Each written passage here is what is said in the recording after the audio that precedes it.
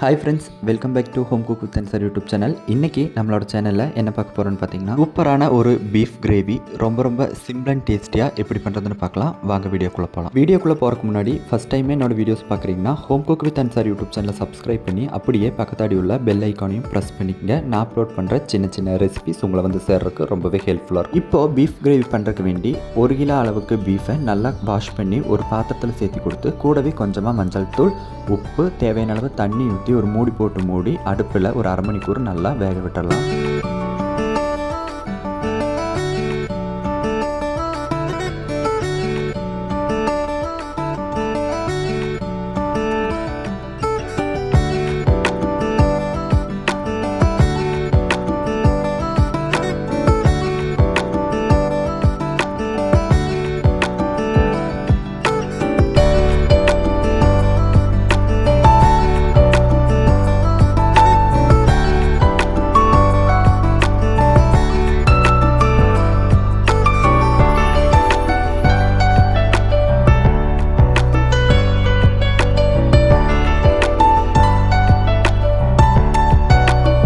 Beef ஒரு side நல்லா வெந்துட்டுருக்கு. அதுக்குள்ளே இப்போ நம்ம கிரேவி தயார் பண்ணிக்கலாம். அதுக்கு ஒரு கடாயில் தேவையான அளவு ஆயில் ஊற்றி ஆயில் நல்லா சூடாகி வர ஸ்டேஜில் நம்ம பொடியாக கட் பண்ணி வச்சுருக்க பெரிய வெங்காயம், பச்சை மிளகாவை சேர்த்து கொடுத்து நல்லா வதக்கி, கூடவே வாசனைக்கு வேண்டி கொஞ்சமாக கறிவேப்பிலையும் சேர்த்து கொடுத்து நல்லா வதக்கி, நம்ம பொடியாக கட் பண்ணி வச்சுருக்க தக்காளி, அரைச்சி வச்சுருக்க இஞ்சி பூண்டு சின்ன வெங்காயம் பேஸ்ட்டையும் சேர்த்து கொடுத்து நம்ம ஆட் பண்ண இன்க்ரீடியன்ஸோட பச்சை வாசனையெல்லாம் நல்லா மாறி வர மட்டும் வதக்கிக்கலாம்.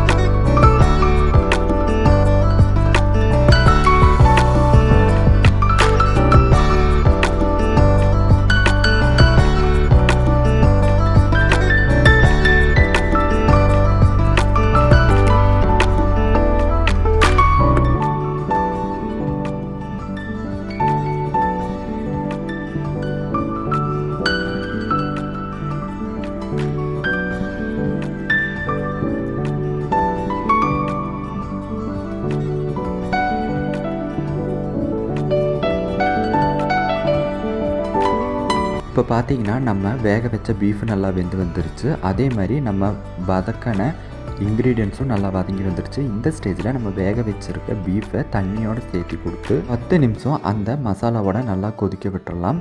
நல்லா கொதித்து வர ஸ்டேஜில் பார்த்தீங்கன்னா நம்ம இதில் மசால் பொடி சேர்த்து கொடுத்துடலாம். அதுக்கு தேவையான அளவு மிளகாய்த்தூள், மல்லித்தூள், மஞ்சள் தூள், கரம் மசாலா, தேவையான அளவு நல்ல மிளகுத்தூளும் சேர்த்து கொடுத்து நல்லா மிக்ஸ் பண்ணி ஒரு மூடி போட்டு மூடி 10 மினிட் நல்லா கொதிக்க விட்டுடலாம்.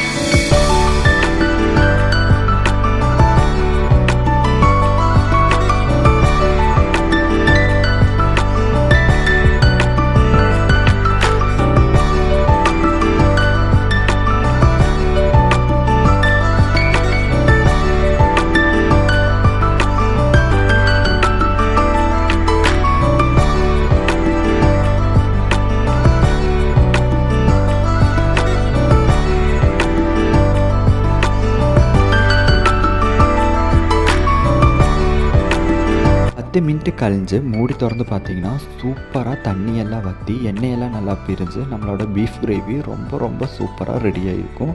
ஃபைனலாக கொஞ்சம் கொத்தமல்லி மட்டும் தூவி இறக்கணும்னா வேறு லெவலாக இருக்கும். கண்டிப்பாக இந்த ரெசிபியை நீங்களும் உங்கள் வீட்டில் ட்ரை பண்ணி பாருங்கள். வீடியோ பிடிச்சிருந்தா லைக் பண்ணுங்கள், ஷேர் பண்ணுங்கள், கமெண்ட் பண்ணுங்கள். மறக்காமல் இந்த மாதிரி சின்ன சின்ன ரெசிபிஸ்க்கு வேண்டி home cook with Ansar YouTube சேனலை சப்ஸ்கிரைபும் பண்ணிக்கங்க. நம்மளோட சேனலில் எல்லாத்தோட வீட்லேயுமே நார்மலாக இருக்கக்கூடிய இன்க்ரீடியன்ஸ் வச்சு மட்டும்தான் புதுசான ரெசிபிஸ் ரொம்ப ரொம்ப டேஸ்டியாகவும் ஹெல்த்தியாகவும் பண்ணிகிட்ருக்கோம். என்னோட சேனலில் நீங்கள் ஃபாலோ பண்ணுறதா இருந்தால் உங்கள் வீட்டு சமையலுக்கு என்னோட குக்கிங் வீடியோஸ் ரொம்பவே ஹெல்ப்ஃபுல்லாக இருக்கும்.